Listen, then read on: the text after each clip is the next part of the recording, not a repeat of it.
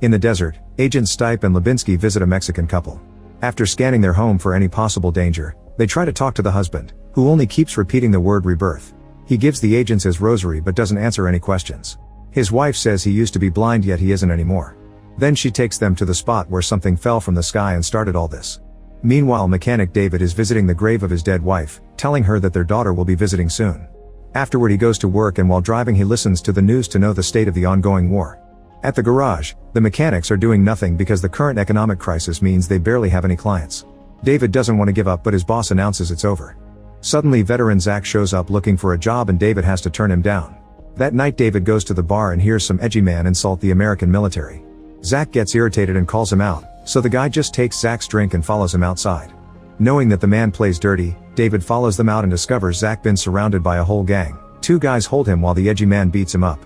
They don't stop when David asks them to, so he joins the fight, but both he and Zach end up easily overpowered and bleeding. In the struggle, the gang accidentally pulls off Zach's fake leg and realize he's disabled, so they leave.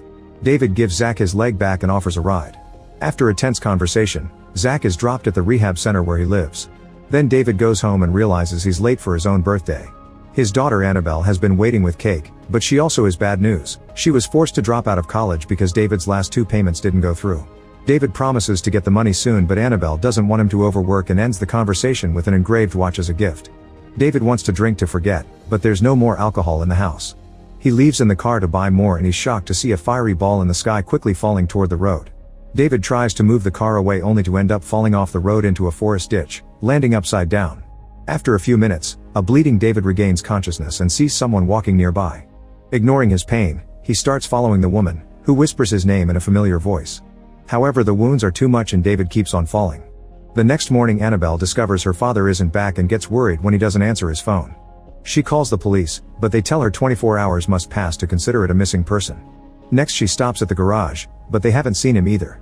Annabelle continues to search the area and eventually finds the crashed vehicle in the ditch, but David isn't around. Night falls, but Annabelle doesn't give up, using a flashlight to search every inch of the forest. When her batteries run out, she goes back to her car and begins losing hope as she cries. However, when she starts the car, the lights reveal David standing in the middle of the road. Later at the hospital, David wakes up to see the same woman speaking to him. Meanwhile, the doctor tells Annabelle they've found something strange. The records say David donated a kidney to his wife before she died, which Annabelle confirms. However, the new x-rays indicate he has both kidneys now. David is allowed to go home, but he can't stop seeing the woman everywhere, so he decides to sit outside on his wife's old chair and remembers what happened last night. While following the mysterious person, David fell into a crater where the object from the sky is glowing. Suddenly that object grew vines that grabbed David's arm. After Annabelle falls asleep, David looks out the window and hears his name again. He follows the noise into the forest, where he's shocked to reunite with his wife Jane. They share a hug and sweet words before Jane makes him have a vision. There's a nuclear war coming, so David must build something to protect their daughter. When David goes home and sees on the news that the war is getting worse, he decides to go to the barn and start making plans. In the meantime, Stipe and Lubinsky are having an argument with their boss, who thinks looking for alien rocks is a waste of time when there's a war going on. In fact, they already received orders to shoot this mission down and they ignored it because Stipe believes alien technology may help them win the war.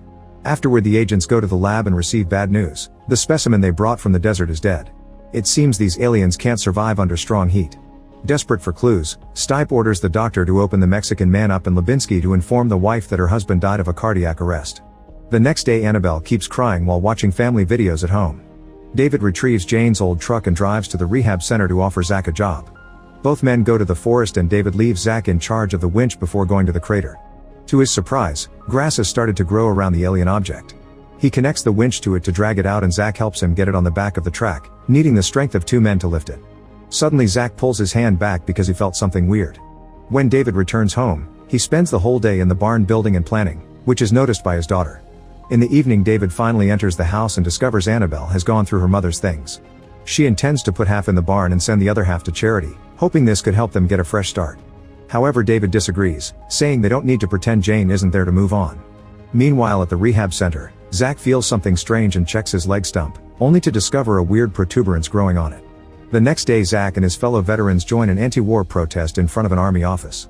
While the cops try to untie a chained protester, a man passes by and spits on Jim's face, calling him a traitor. Jim freaks out and tries to get in a fight, only to fall off his wheelchair. Zach jumps in to defend him, so the police finally stops everything and sends everyone home. As Zach walks away, He notices his leg stump is bleeding. At the barn, David discovers that the alien object has received some damage and realizes the sunlight caused it. Suddenly Zach shows up, demanding to know what happened to him. Moments later Annabelle arrives and sees the blood on the front yard.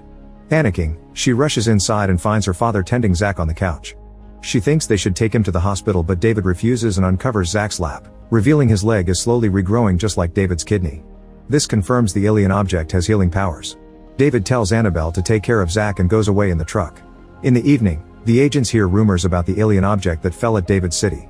Lubinsky thinks they should be following orders and abandon the search, but Stipe is stubborn and announces they'll investigate this new clue. Back to the barn, Zach is having a panic attack as his PTSD triggers nightmares about his and Jim's limb lost during the war.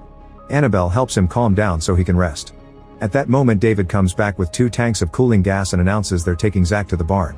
Annabelle helps him move him and David immediately puts the gas around the alien object to keep it fresh.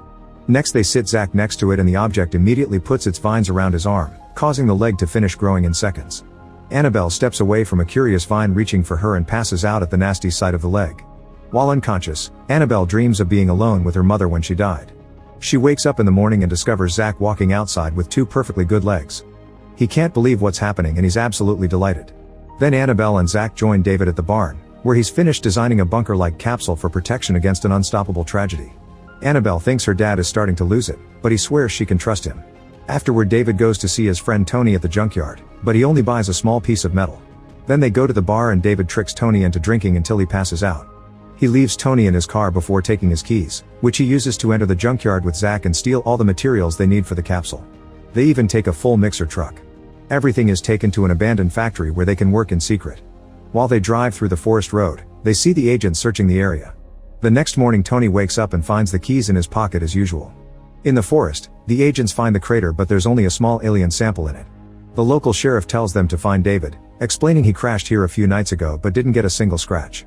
The sample is taken to the lab and the scientists explain that the alien object carries the DNA strands of various plants and animals, including humans. They conclude this is a living sample of abiogenesis, which is the natural process that allows life to arise from non-living matter.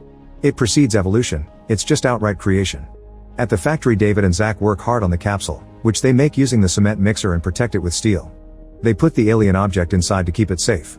In the meantime Annabelle visits Jane's grave and decides she needs to do more to move on. She grabs some of her mother's things and makes a pile to start a fire, but she's interrupted by the agents looking for David. The agents stay in the house until David comes back to question him. David lies and says he doesn't remember what happened after the car crash, only that he saw a light in the sky that made him lose control. Stipe reveals he knows about the regrown kidney and shows them pictures of the Mexican man, saying this guy had also thought he was healed but now he's dead. David decides to take the agents to the barn and shows them where he used to keep the object, claiming that the sun melted it. The agents find a stain on the ground and pretend to believe David before leaving. Afterward Annabelle tells David that this is getting too dangerous, but he refuses to accept it. He says Jane showed him a worldwide tragedy and Annabelle snaps, reminding him that he wasn't there when Jane died and that now the object is manipulating his guilt. The next morning David goes for a walk outside and is shocked to see huge flames coming after Annabelle, but it's just a dream. The next time David goes to the factory, the agents follow him. David notices and calls a friend to ask for a favor while he starts driving in circles around town. Moments later the agents finally manage to block his way on a road outside town, but it turns out to be David's friend. The agents are angry that they lost David and decide to use Annabelle against him. Meanwhile Tony's boss has discovered his truck is missing and found the robbery in the security footage, but he can't see any faces. It's obvious that someone used the employee's keys though, so the boss orders Tony to get his truck back. At the factory, Zach is still working on the capsule and watches the vines grow inside it while he remembers the soldiers that fell with him during the war.